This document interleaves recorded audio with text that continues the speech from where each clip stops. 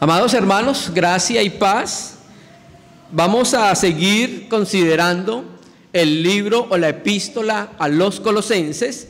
Hoy sería nuestra reunión número 9 y la reunión anterior fue una reunión muy importante porque en esos versos que tratamos y sobre todo el verso 10 nos mostró Pablo el clímax de la epístola. Nos habló dos aspectos importantísimos en un mismo versículo y era que en Cristo está la plenitud de la deidad.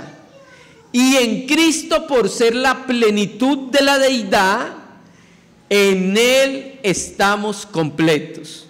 Pablo le enseñaba a los colosenses que los colosenses no necesitaban de los gnósticos, ni de los filósofos, no necesitaban de los judaizantes, ni de los ascetas. ¿Por qué? Porque todo lo que el creyente necesita para su vida cristiana, el conocimiento que requiere para tener una vida cristiana piadosa, una vida cristiana adecuada, se halla ¿en quién? En aquel que es la plenitud de la deidad, en aquel que es la plenitud de la naturaleza divina, Jesucristo.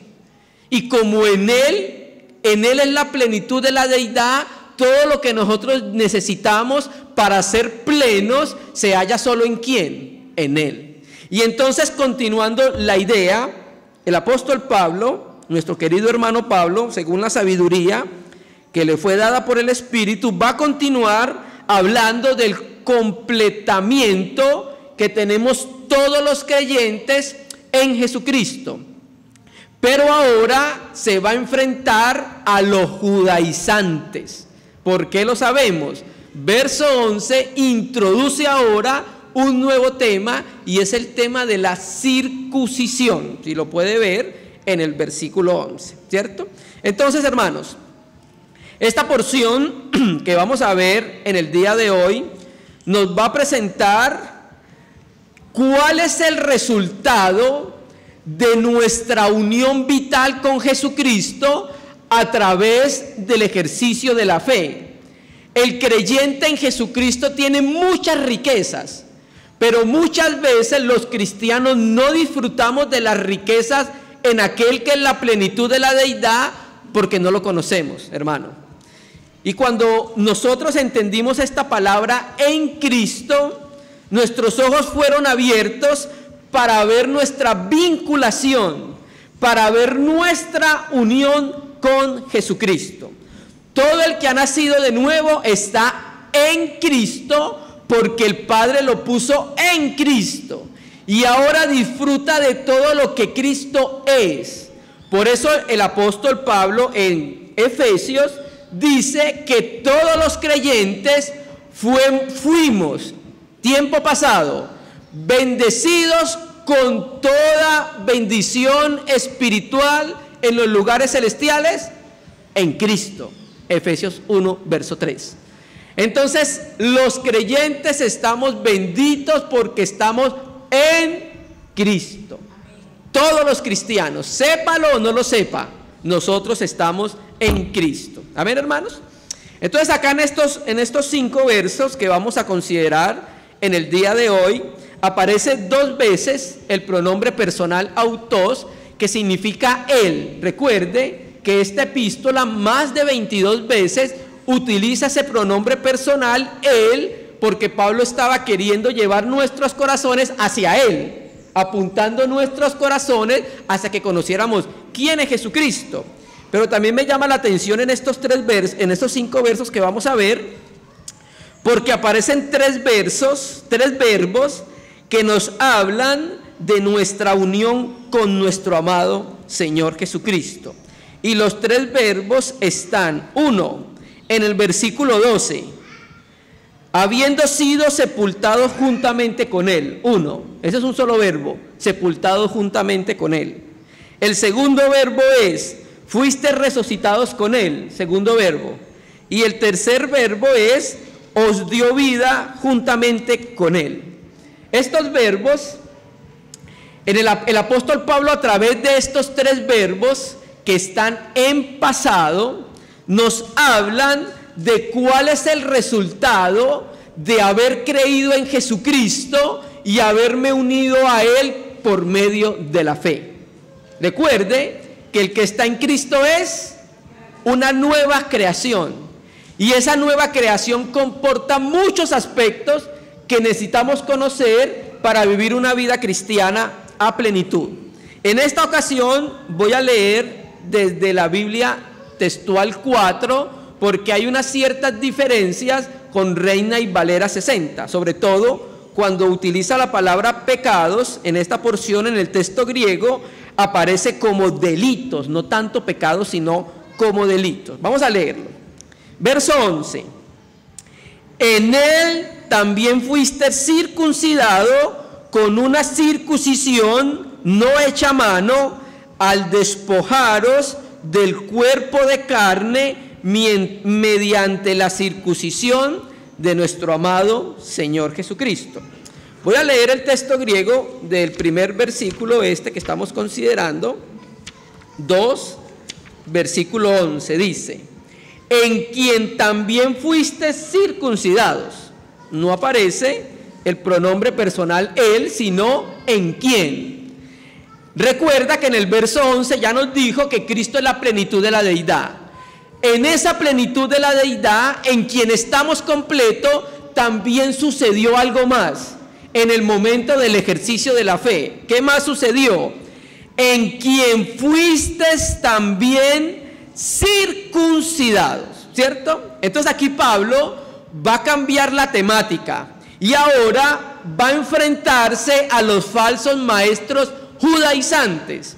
Si hubo un grupo con el cual el apóstol Pablo tuvo que enfrentarse todo su tiempo de ministerio apostólico, ¿cuáles fueron? Los judíos, hermano. En cada ciudad donde llegaba, iba a la sinagoga, y los primeros enemigos de Pablo, ¿quiénes eran? Los judíos, ¿cierto? Y por Hechos 15 y Gálatas sabemos que los judíos trataron de introducirse en las asambleas cristianas para tratar de imponer los ritos de la ley. Ojo, está muy de moda las raíces hebreas. Lo primero que empiezan a decirle es: venga, que para que aprendamos el idioma hebreo, porque la Biblia fue escrita en hebreo, el antiguo pacto. Y luego después dice: no, mira, vamos a guardar el sábado. Y luego dice: no, mira, ahora vamos a circuncidarnos. Y terminan colocando a los hermanos en una posición en la cual ellos no están, porque nosotros somos libres, hermanos, libres para servir al Señor. Entonces Pablo empieza a mostrarle a los colosenses y a nosotros una verdad histórica para cada uno de los cristianos. ¿Cuál? Leámosla.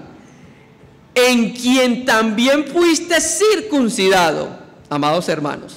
Ahora, nosotros primero necesitamos entender qué es la circuncisión para poder entender esta porción de la palabra.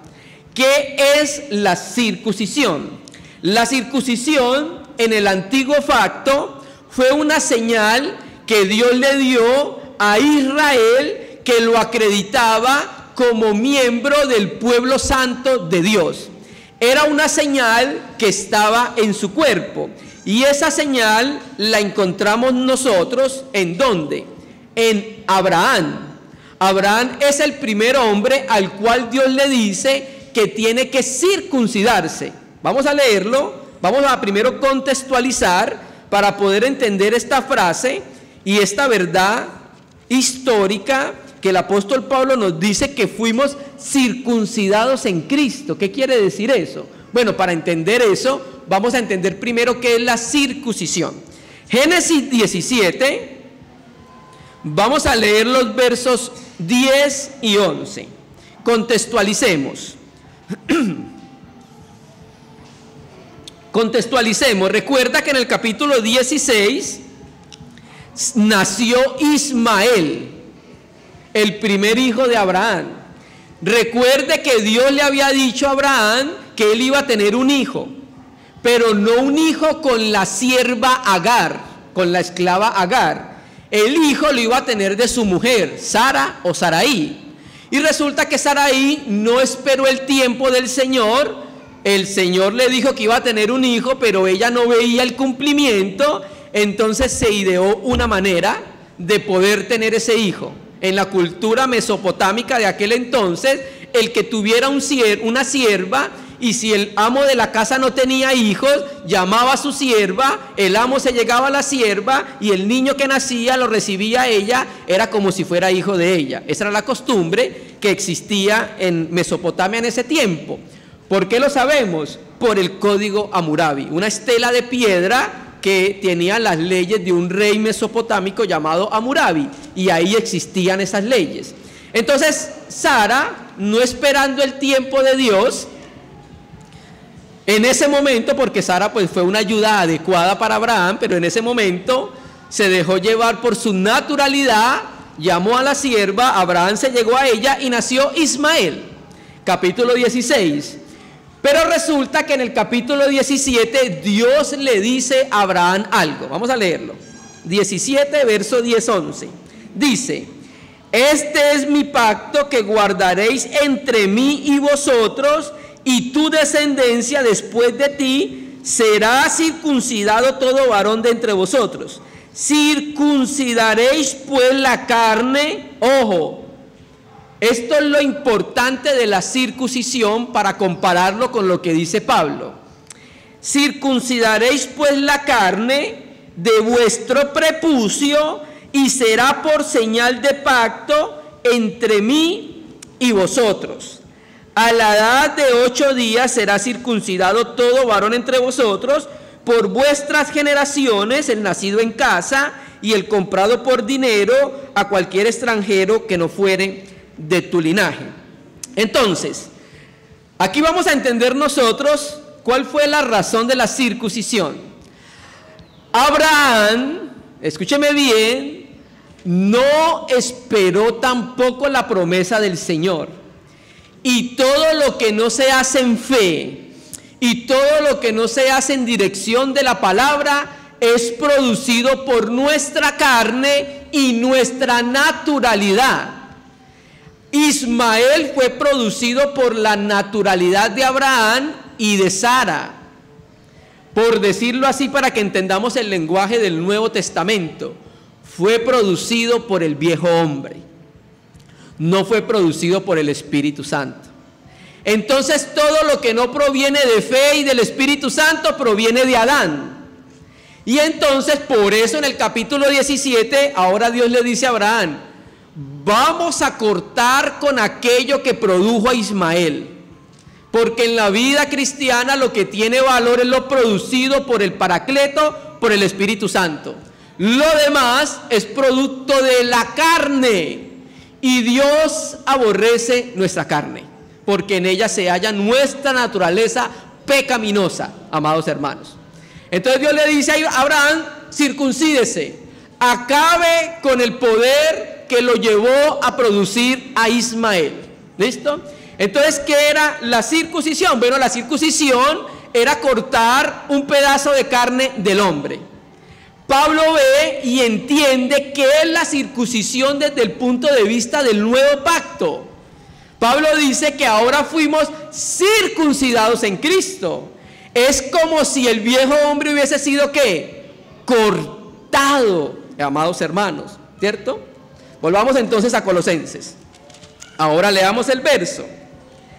Dice: en él también fuiste circuncidado con una circuncisión no hecha a mano, ¿cierto? Entonces ahora Pablo va a atacar a los judaizantes y les dice: no crean lo que dicen los judaizantes, que tienen que circuncidarse para ser salvos. ¿Por qué? Porque ustedes ya fueron circuncidados. Y esa palabra la entendemos así por la forma verbal, donde dice: fuiste circuncidado. En pasado, fue un hecho. Todo el que ha creído en Cristo ya ha sido circuncidado. Por eso no necesitamos circuncidarnos, hermanos, porque ya fuimos circuncidados. Y lo más importante es que fuimos circuncidados con una circuncisión no hecha a mano. ¿Por qué? Pablo otra vez está comparando. Porque el niño judío cuando nacía, a los 8 días lo circuncidaban con mano. Ahora Pablo nos dice, no, ustedes ahora fueron circuncidados con una circuncisión no hecha a mano. Fue una circuncisión espiritual que ocurrió en el momento en que cada uno de nosotros nos unimos a Jesucristo por la fe. El Espíritu Santo interviene en nuestras vidas y empieza un proceso espiritual. En el momento que nos unimos a Jesucristo por la fe, en ese momento sucedió algo que lo va a tipificar Pablo en el verso que sigue. Nos unimos a Cristo y cuando nos unimos a Cristo fue cortado, por decirlo así, o fuimos despojados del poder del viejo hombre. Por eso lo dice acá en el verso que sigue. En él también fuiste circuncidados con una circuncisión no hecha a mano, al despojaros del cuerpo de carne, amados hermanos, ¿cierto? O sea, no quiere decir esto que la naturaleza pecaminosa completamente fue retirada de nosotros. ¿Por qué lo sabemos? Por la experiencia de cada uno. Todos pecamos, ¿cierto que sí? No debe ser una práctica habitual en el cristiano, por la luz que ha recibido, pero pecamos. ¿Por qué? ¿Por qué? Porque aún está nuestra naturaleza caída en nosotros, ¿cierto? Entonces cuando dice acá que nos despojamos del cuerpo de carne en la circuncisión de Cristo, quiere decir que cuando Dios nos regeneró, nos creó de nuevo, quedó despojado el poder esclavizante que tenía la carne sobre cada uno de nosotros, amados hermanos. El cristiano tiene la capacidad, por la circuncisión de Cristo, de salir del poder esclavizante del pecado, apreciado hermano, ¿cierto? Entonces los que hemos creído en Cristo por la fe, hemos sido circuncidados, pero hemos sido circuncidados por la circuncisión de Cristo, en el momento que nos unimos en Él por la fe. Y ahora circuncidados en Cristo, servimos a Dios no en la carne, sino en ¿qué? En el Espíritu. Vamos a leerlo en Filipenses capítulo 3. Filipenses capítulo 3, versículo 3. ¿Sí estamos entendiendo la circuncisión? A ver, bueno. Hay veces enredo el asunto, cualquier cosa me avisan. Filipenses 3, versículo 3. Mire cómo le dice Pablo a los filipenses. Porque nosotros somos la circuncisión, los que en espíritu servimos a Dios y nos gloriamos en Cristo Jesús, ojo, no teniendo confianza en la carne. ¿Sí? Entonces, ¿por qué los que hemos sido circuncidados servimos a Dios no en el espíritu y no en la carne? Porque la fuerza natural, la carne del hombre, ha sido despojada de ella en la circuncisión de Cristo. Ahora el creyente puede servir a Dios en el espíritu, desde el interior, apreciado hermano, ¿cierto? Entonces, Pablo insiste que el rito físico de la circuncisión no es necesario. ¿Por qué? Porque la circuncisión de Cristo es más eficaz. Cuando un niño lo circuncidaban a los 8 días, esa circuncisión no afectaba su naturaleza humana caída, ¿o sí? No.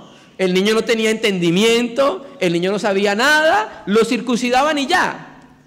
Pero ahora la circuncisión de Cristo tiene mucho más valor porque consiste en despojar al ser humano del poder que lo tenía esclavizado. Entonces Pablo le dice, compare ahora Colosenses y cuál circuncisión es mejor.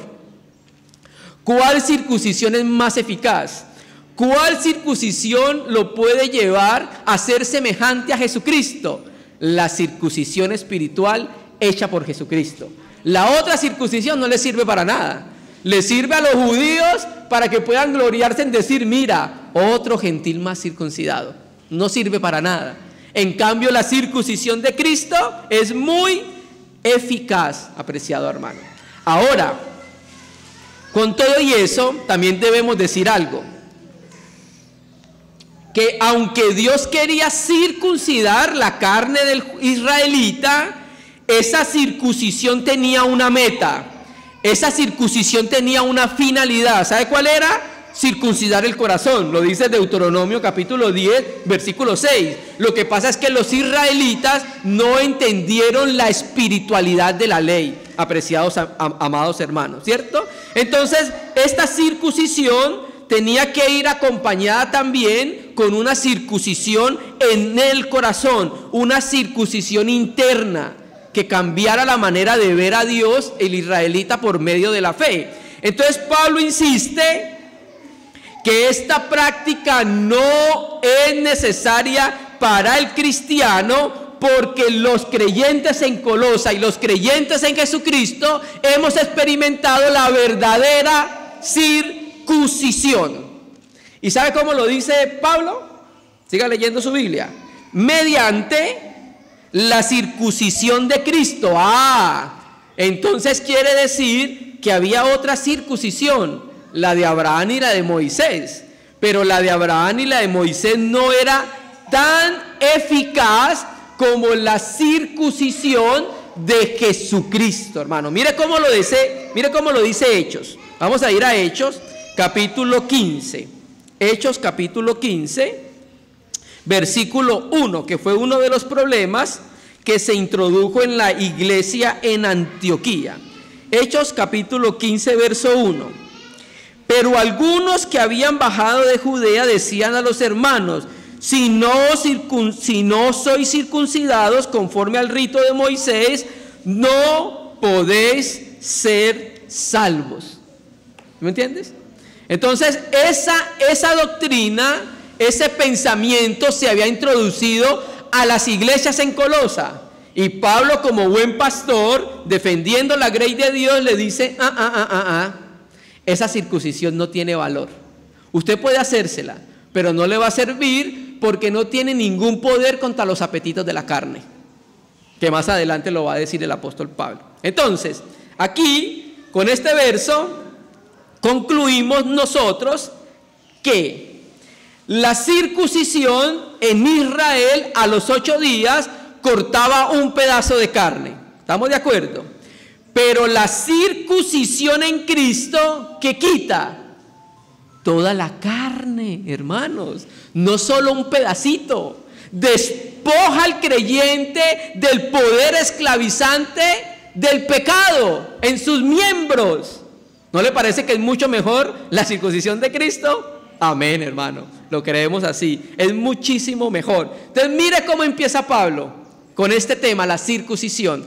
Ahora utiliza una manera de explicarlo para que nosotros podamos entender cuándo sucedió la circuncisión espiritual en cada uno de nosotros. Verso 12, vamos a leerlo, volvamos a Colosenses 2.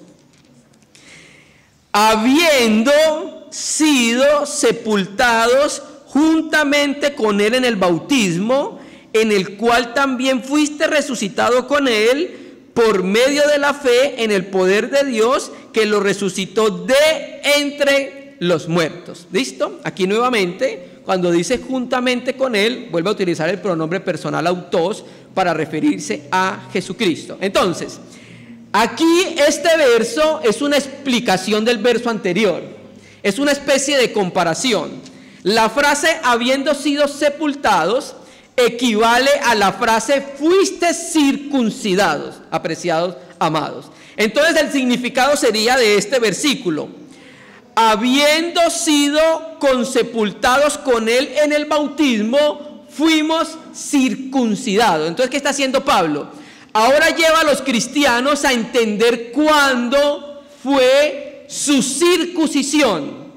La circuncisión del cristiano se dio en el momento en el momento de la muerte de Cristo. En ese mismo momento, el cristiano muere con Cristo. No entendemos cómo, pero es lo que dice la Biblia. En el momento en que la persona cree en Jesucristo como el Señor, se arrepiente de sus pecados, lo confiesa a Él, en ese mismo momento el creyente, de una manera que no entendemos, va a la muerte de Cristo y muere con Cristo. ¿Y qué pasa cuando alguien muere? ¿Qué sigue después de que muere? Sepultado. Entonces Pablo está diciendo, ¿sabe cuándo fueron circuncidados? Cuando murieron con Cristo y fueron juntamente con Él sepultados. Y este verbo está en pasado. Quiere decir que la acción ocurrió en el momento del ejercicio de la fe. Esto se llama bendiciones espirituales en Cristo. Nuestra identificación con Cristo va incluso con Él a la sepultura. Fuimos sepultados juntamente cuando Él fue sepultado después de su muerte. Fuimos enterrados juntamente con Cristo después de su muerte, con Él. ¿Por qué nosotros necesitábamos todo esto, hermano? Porque Dios no podía hacer nada con el viejo hombre. El viejo hombre no se puede remendar. Con el viejo hombre no se podía parchar. Lo único que se podía hacer con el viejo hombre era ¿qué? Darle muerte, para hacer una nueva creación. Entonces aquí Pablo nos está diciendo, nos está ahora explicando que nosotros fuimos circuncidados fue cuando nos sepultaron con Él en el bautismo. En ese mismo momento fuimos circuncidados. Ahora, este bautismo que está hablando Pablo no es el bautismo en agua, porque el texto no lo dice. El bautismo al cual se refiere acá es el bautismo de la sepultura con Cristo en el momento de creer en Él por la fe. Este bautismo nos muestra a nosotros que cuando nosotros fuimos sumergidos en su muerte, fuimos sepultados con Él. Es en ese momento que ocurre ¿qué? Que ocurre la circuncisión, hermanos. Porque en la muerte nos despoja de lo que nos tenía esclavizados, el poder del pecado del viejo hombre, apreciados hermanos. Entonces Pablo le está diciendo a los colosenses y a nosotros, ahora nosotros tenemos cómo vivir una vida piadosa, santa, que honre al Señor, porque el Señor en su muerte nos circuncidó y nos despojó de aquello que nos tenía esclavizados, amados hermanos. Por eso Pablo dice muy claramente en Romanos 6, ¿perseveraremos en el pecado para que la gracia abunde? En ninguna manera, porque el cristiano tiene la capacidad de no perseverar en el pecado, porque fue despojado de aquello que lo tenía esclavizado, hermanos. Estas son las bendiciones que tenemos en Cristo. Si todos los creyentes de la faz de la tierra la conociéramos, viviríamos una vida cristiana piadosa y a plenitud, honrando el nombre de nuestro Señor Jesucristo. Amén. Habiendo sido sepultados o consepultados con Él, como dice el texto griego, en el bautismo, en el cual también fuiste resucitado con Él. O sea que todas nuestras bendiciones están vinculadas a la persona de Cristo. Por eso es que en Él estamos completos. Porque en Él fuimos muertos cuando Él murió. Porque en Él fuimos sepultados cuando Él fue sepultado. Pero cuando Él resucitó, también resucitamos con Él. Aleluya. Somos una nueva creación. Somos una raza de humanos que hemos sido resucitados. ¿Qué significa la resurrección? La resurrección significa aquel que pasa por la muerte y sale de ella victorioso. Cristo entró a la muerte, salió de ella victorioso y nos comunicó esa victoria, apreciados hermanos. Entonces, el hecho de la resurrección se dio en el mismo ejercicio de la fe. Cuando Cristo resucitó, juntamente con Él resucitamos. Hermano, pero es que yo no siento el poder. Hermano, créalo, porque eso fue lo que pasó en nuestra vida cristiana. Y usted cuando lo cree va a empezar a vivir como el resucitado que es, como la nueva creación que ha pasado de muerte a vida. Y ahora en la esfera de la fe y en la esfera de la resurrección vivimos una vida que agrade el corazón de nuestro amado Señor Jesucristo. ¿Por qué? Porque antes de ser de Cristo no teníamos ningún poder para vivir una vida diferente. Antes vivíamos la vida conforme a nuestra mente, concupiscencia, conforme a la naturaleza pecaminosa. Ahora, en el momento de creer en Jesucristo por la fe, por medio del Espíritu Santo, nos une y nos comunica la nueva vida de Jesucristo. Y al comunicarnos la nueva vida de Jesucristo, al unir al pecador con la vida de Cristo, se produce la verdadera resurrección, hermanos. Y ahora nosotros como cristianos debemos tener una experiencia de vida en resurrección. ¿Cuál es la vida en resurrección? La vida en resurrección es una vida en la cual el poder del pecado no tiene injerencia en su vida. Hermano, nosotros pecamos, sí, por nuestra humana debilidad, pero no estamos habituados al pecado. Cuando hay un cristiano que su esfera de vida es una vida pecaminosa, nosotros debemos considerar si esa persona se le fue comunicada la vida de Jesucristo o si es solamente un mero profesante de la fe, apreciados hermanos. Porque lo más normal y regular de un cristiano es que viva una vida de resurrección. Quiere decir entonces una vida en la cual no se hallan rastros de la muerte y del pecado, apreciados hermanos. Amén. Entonces, la vida recibida, la nueva vida recibida, introduce al creyente en una vida donde es como si le quitaran las ataduras que lo tenía atado para vivir una vida pecaminosa. Le voy a poner un ejemplo para que nos entendamos. ¿Te recuerda a Lázaro? ¿Cierto? Cuando Lázaro resucita, la primera cosa que dice el Señor después de haber resucitado es desatarlos de manos y desatarlos de pies. ¿Listo? Entonces, ¿cómo entendemos nosotros esto desde el punto de vista de la resurrección? Que efectivamente hay algo que tiene al ser humano atado, el pecado.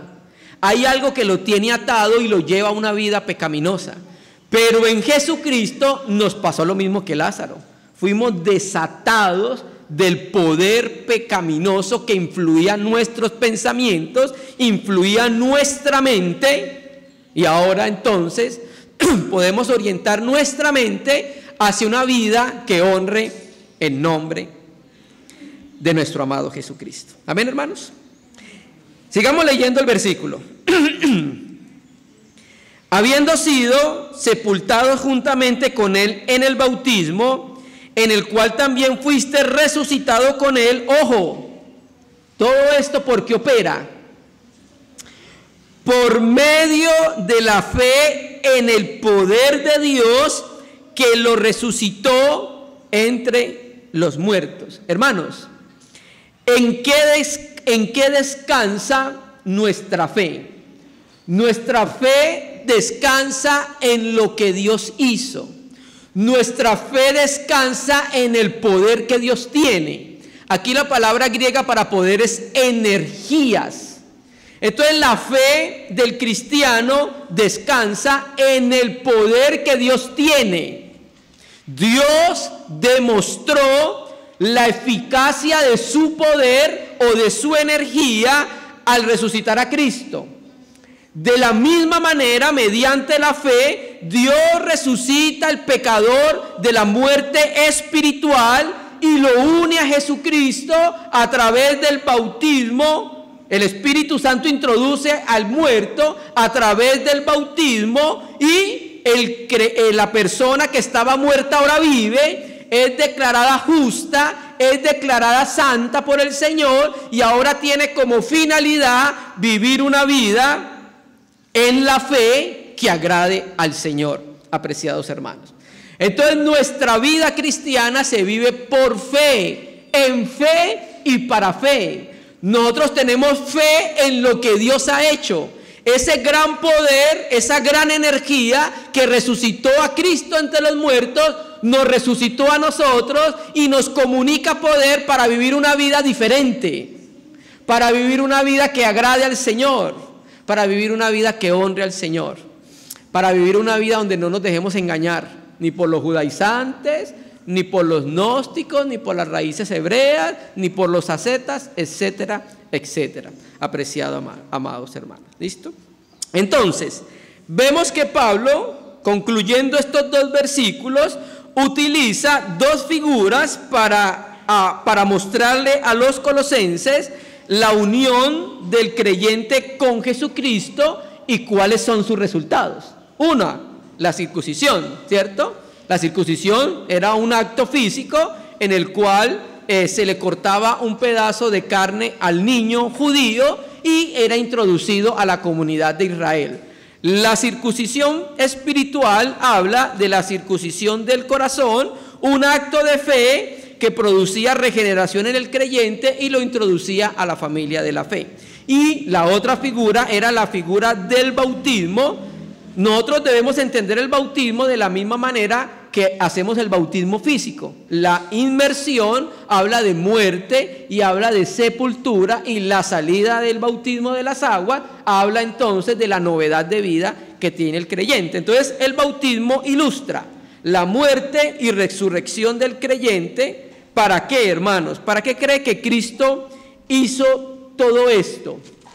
Para que andáramos en vida nueva, para que no siguiéramos viviendo la vida que deshonra al Señor, para que el Señor sacara de nuestra mente tanta cucaracha que tenemos en ella, hermano, para que el Señor iluminara nuestra mente y corazón, para que viviéramos una vida en luz. ¿Dónde se conoce una vida en luz? Por cómo vive la persona. Cuando tú te acercas a una persona y lo escuchas hablar y sabes cómo vives, te vas a dar cuenta del grado de luz que tiene esa persona, pero también te vas a dar cuenta que es una mente entenebrecida, que es una mente en tinieblas, que es una mente que vive una vida alejada del Señor. Amén, hermanos.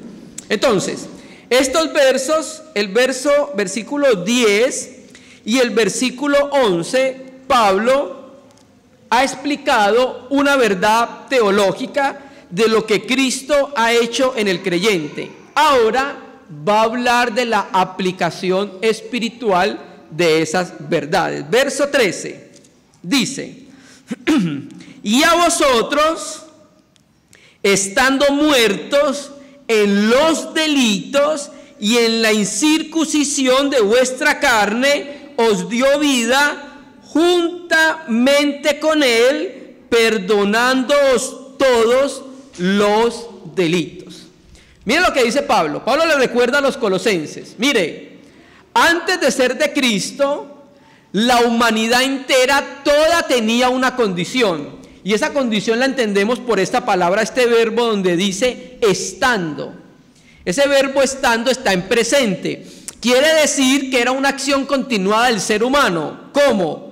Estando muertos en los delitos y en la incircuncisión de la carne.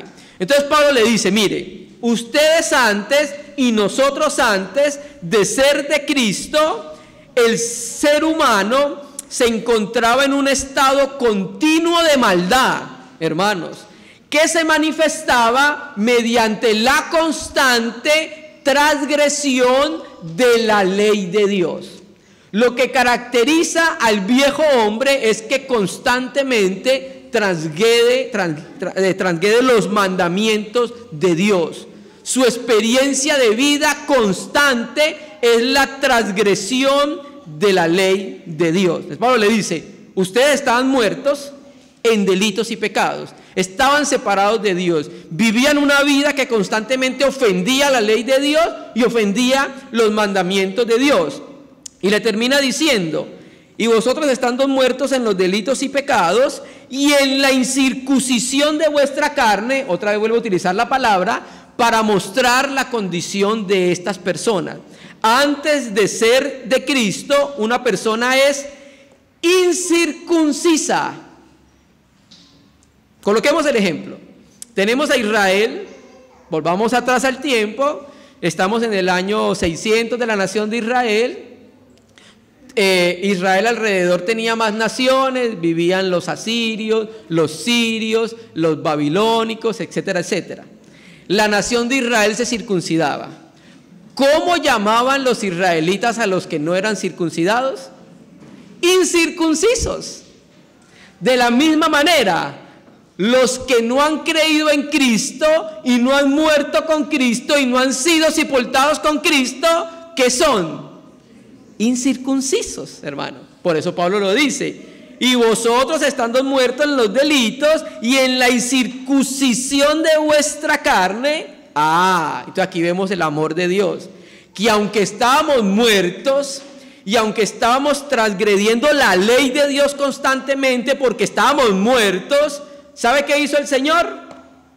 Nos dio vida, hermanos. Pregunto, ¿cree que se la merece? No, hermano. Nosotros no nos merecíamos sino el lago de azufre y fuego, porque ofendimos al ser más santo del universo, que es Dios. Y esa ofensa contra ese ser santo debe tener una paga de esa misma magnitud: lago de azufre y fuego. ¿Cierto? Entonces, ¿qué hizo Cristo? Acá nuevamente este verbo, juntamente con Él, ¿qué hizo? Nos dio vida. La vida no está desvinculada del Hijo, la vida está en el Hijo. Todo lo que el creyente necesita está en el Hijo. Por eso Él es la plenitud de la deidad y por eso en Él estamos completos.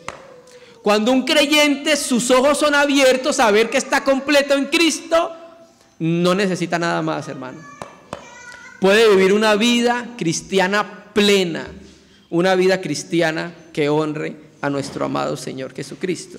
Entonces Él nos dio vida juntamente con Él, perdonándonos todos los delitos. Esa palabra, os dio vida juntamente con Él, esa palabra se traduce convivificó.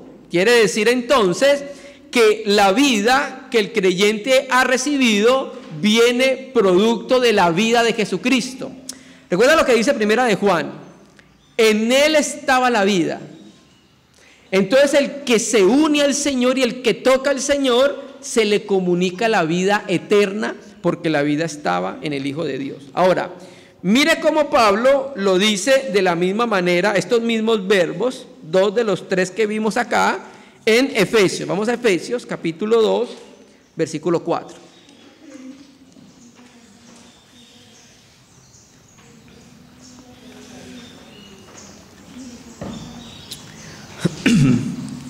Efesios capítulo 2, versículo 4. Efesios 2:4 dice: pero Dios, que es rico en misericordia por su gran amor con que nos amó, aún estando nosotros muertos en pecados, ¿qué dice? Nos dio vida juntamente con. La vida no está separada de Cristo, es con Cristo, ¿cierto? Por gracia sois salvos. Y juntamente con Él, ¿qué? Nos resucitó.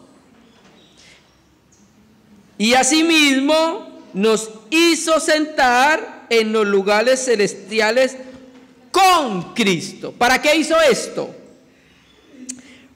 Para mostrar en los siglos venideros la abundante riqueza de su gracia en su bondad para con nosotros en Cristo Jesús. Entonces, ¿qué va a mostrar Dios en la eternidad? Su gran amor, porque amó a unas personas que eran miserables, que estaban en una condición perdida, en delitos y pecados, y en la eternidad cada uno de nosotros será el testimonio del poder de Dios, de lo que Dios hizo en cada uno de los corazones de sus hijos, apreciados hermanos. Volvamos a Colosenses. Dice: y a vosotros, estando muertos en los delitos y en la circuncisión de vuestra carne, os dio vida juntamente con Él, perdonándoos todos los delitos. O sea que nosotros éramos unos delincuentes espirituales.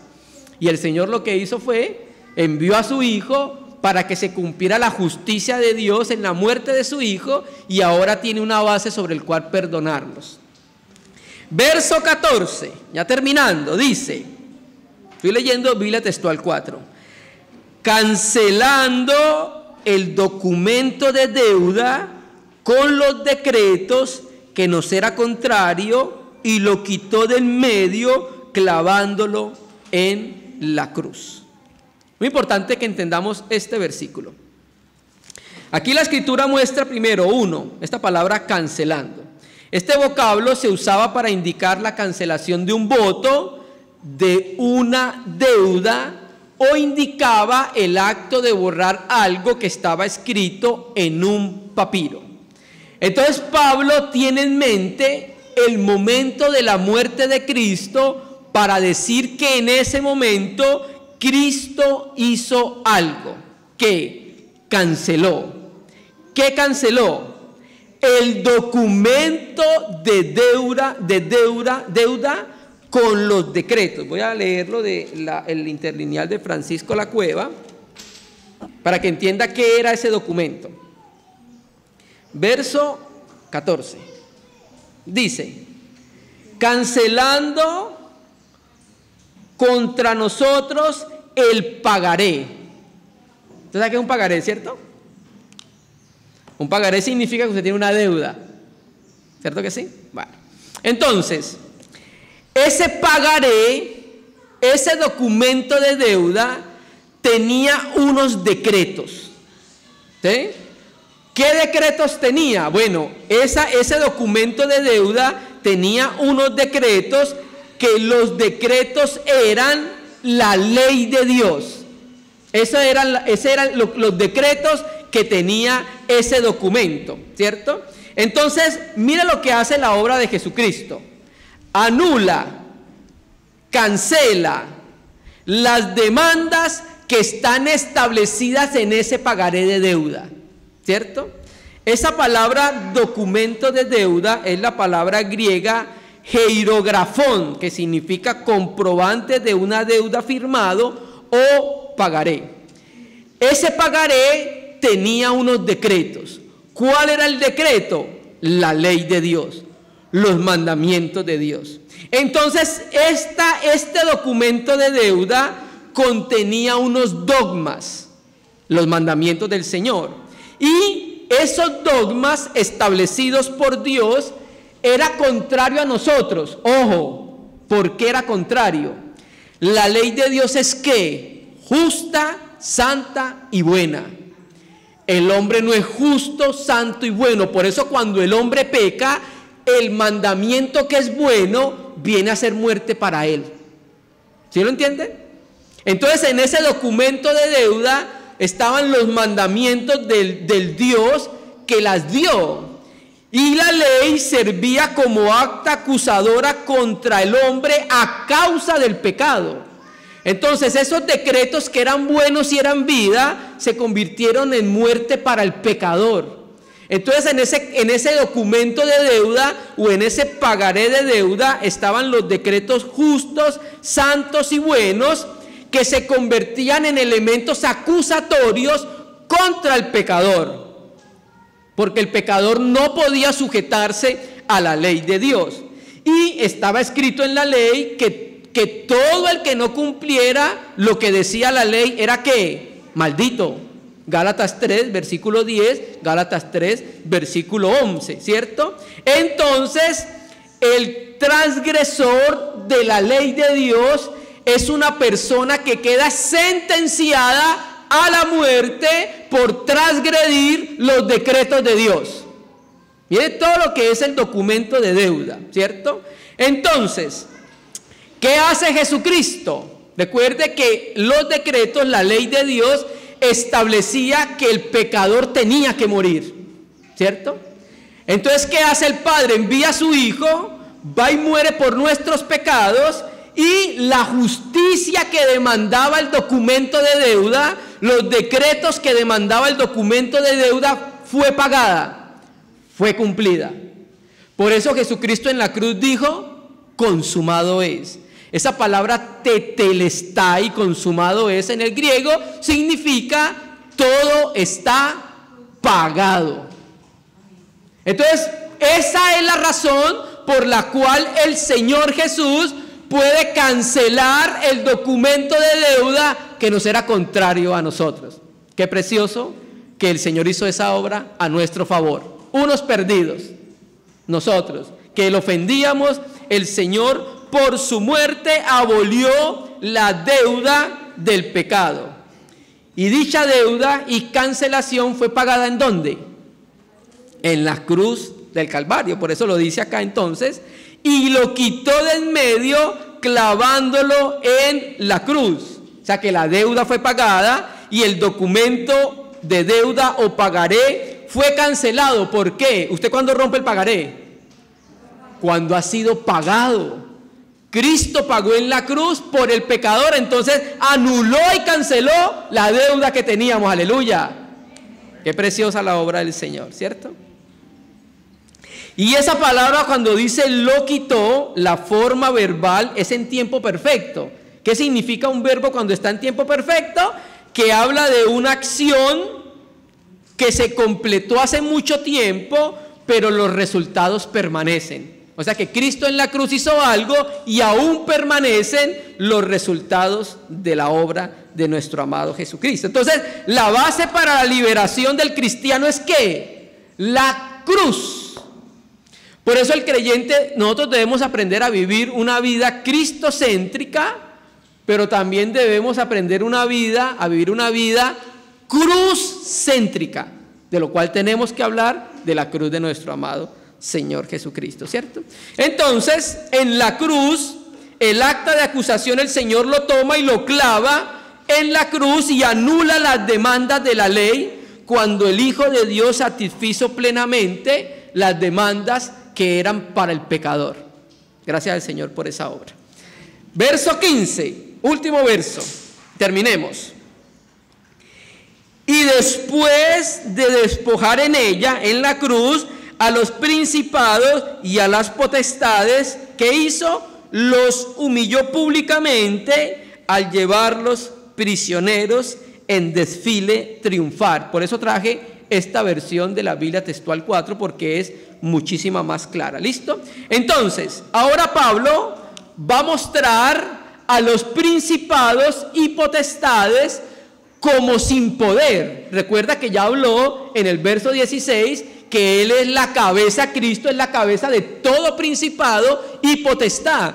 Cristo es la cabeza de la primera y de la segunda creación. Ahora le está diciendo, mira, cuando el Señor Jesucristo murió en la cruz, ¿sabe qué hizo? Despojó a los principados y potestades de su poder, ¿cierto?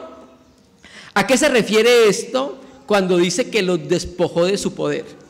Cuando la Biblia habla de que Dios, el Señor Jesucristo, despojó en la cruz a los principados y a las potestades de su poder, quiere decir que le quitó los elementos acusatorios que él usaba contra el hombre por haber ofendido la ley de Dios.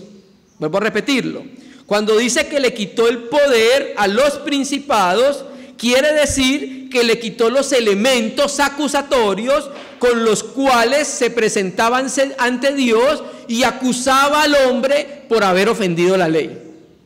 Los enemigos de Dios, el diablo con todos sus secuaces, se presentan y dice, mira, ofendió tu ley, debe morir, porque la ley demandaba la muerte del pecador. Entonces, ¿qué hizo Cristo en la cruz? Le quitó la capacidad al enemigo de poder acusar al salvo de muerte. ¿Por qué? Porque el que está en Cristo, Romanos 8, ahora pues no hay ninguna condenación para el que está en Cristo. Entonces Cristo cuando muere en la cruz, lo despoja a los principados y potestades, porque ellos nos acusaban tomando las demandas de la ley y con esas demandas de la ley nos acusaba delante del Señor. Ahora ese poder y esa capacidad para poder hacerlo le fue quitada. ¿Por qué? Porque ya el Señor Jesucristo pagó por nosotros, hermanos. Entonces Pablo le está diciendo a los colosenses: no crean lo que dicen los gnósticos y los judaizantes de los ángeles.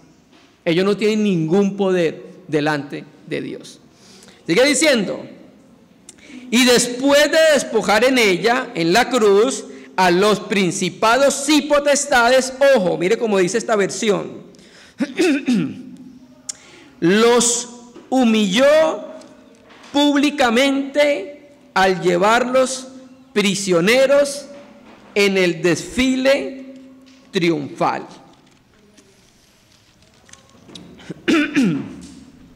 Entonces, hermanos, acá Pablo utiliza varios vocablos para mostrarnos a nosotros la grandeza de la obra de Jesucristo en la cruz contra los principados y contra las potestades. Esa palabra o ese vocablo exhibió hace referencia a la exhibición de trofeos o esclavos ganados en batallas por un conquistador. Quiere decir entonces que Cristo en la cruz los venció y luego los exhibe de la misma manera que un general triunfante entraba a su ciudad después de haber vencido otro ejército, apreciado hermano. Quiere decir entonces que Cristo en la cruz cargó con el pecado de la raza humana y por medio de su muerte venció al que tenía el poder de la muerte, esto es, al diablo. Vamos a leerlo. Mire las muchas cosas que ocurrieron en la muerte de Jesucristo. Hebreos capítulo 2, versículo 14. Hebreos 2:14 dice: así que por cuanto los hijos fueron consubstanciales con sangre y carne, de igual manera él también participó de lo mismo. ¿Qué es esto? También participó de carne y sangre. ¿Para qué? ¿Cuál era la finalidad de la encarnación? Para que hiciera ineficaz por medio de la muerte al que tenía el imperio de la muerte. Eso es, ¿a quién? Al diablo. Entonces, volviendo a Colosenses, dice: los humilló públicamente al llevarlos prisioneros en el desfile triunfal. Llamo la atención a esta palabra triunfar.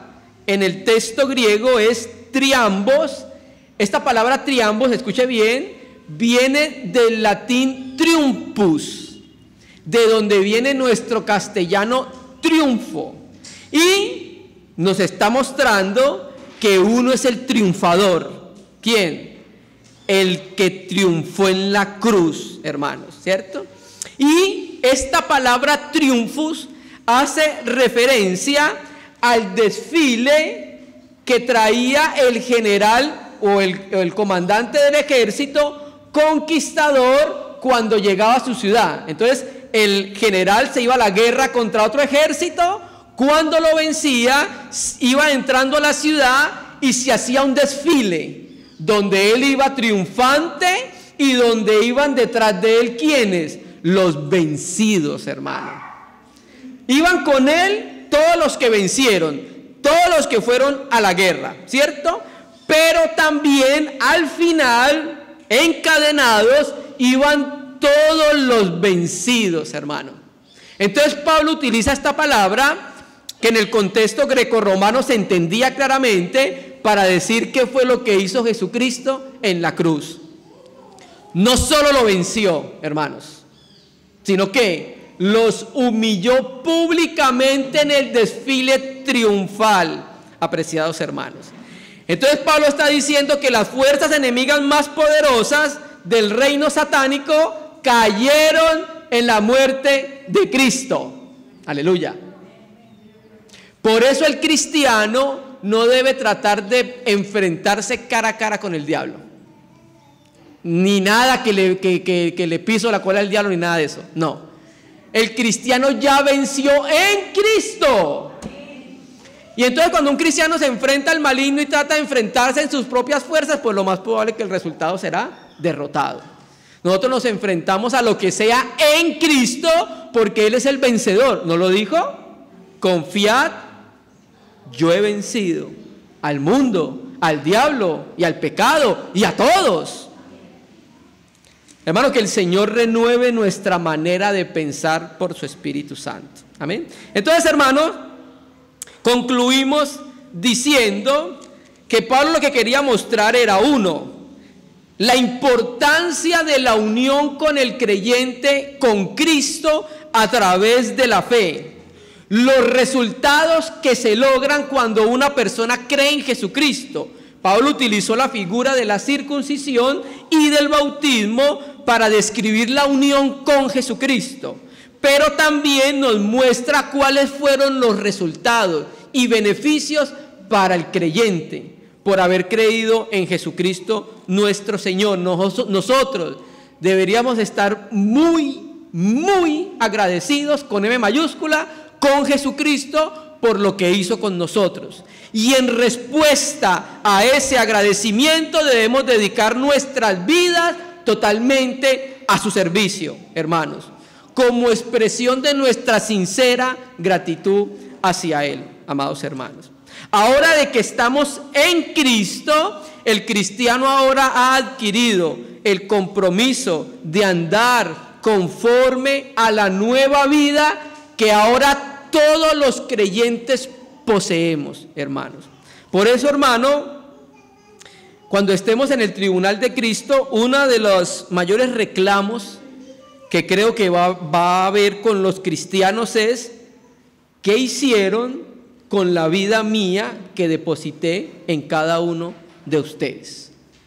Terminemos concluyendo con un versículo, 2 Corintios 5:15.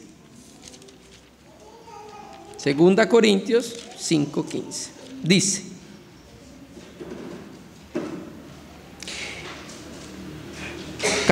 porque el amor de Cristo nos constriñe, pensando esto, que si uno murió por todos, entonces todos murieron, y por todos murió, para los que viven, ya no vivan para sí, sino para aquel que murió y fue resucitado con ellos. Los que hemos muerto con Cristo, hemos sido sepultados con Cristo, hemos sido resucitados con Cristo, ya no deberíamos vivir para nosotros, sino para aquel que resucitó de entre los muertos. Hermanos, que estas verdades espirituales tengan una realidad en la esfera del vivir en la fe del cristiano.